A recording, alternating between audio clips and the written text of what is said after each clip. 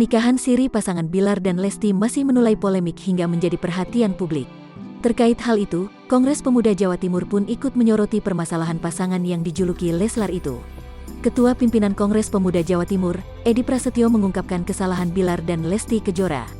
Hal tersebut disampaikan dalam video yang diunggah di YouTube Intens Investigasi, Rabu, tanggal 29 September tahun 2021. Edi menjelaskan tidak seharusnya ijab kabul dilakukan 2 kali, seperti yang dilakukan Bilar. Dalam konteks ini, dalam agama kan kita tidak dibolehkan melakukan ijab kabul 2 kali. Di dalam syariat tidak ada pembenarannya, kan seperti itu, ucap Edi. Pada permasalahan ini, Edi hanya memperhatikan soal status anak yang kini tengah dikandung Lesti. Sehingga seharusnya mereka berdua tetap melakukan kembali ke aturan yang ada, kata Edi. Supaya sama-sama mempunyai kekuatan hukum. Yang kami tekankan di sini adalah terkait dengan perlindungan anaknya nanti, tuturnya.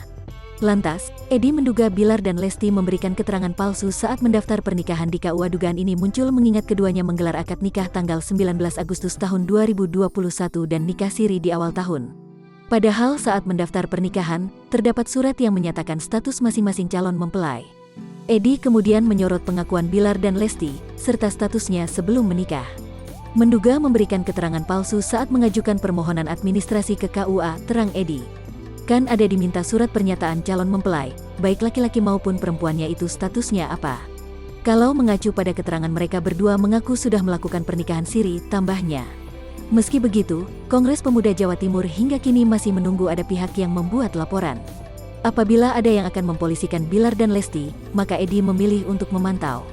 Kemarin saya amati ada salah satu warganet yang akan melaporkan terlebih dahulu. Namun apabila warganet tersebut tidak melapor, kami yang akan melakukan pelaporan, jelas Edi. Edi menambahkan, Bilar dan Lesti akan disangkakan dengan UU Keterbukaan Informasi Publik.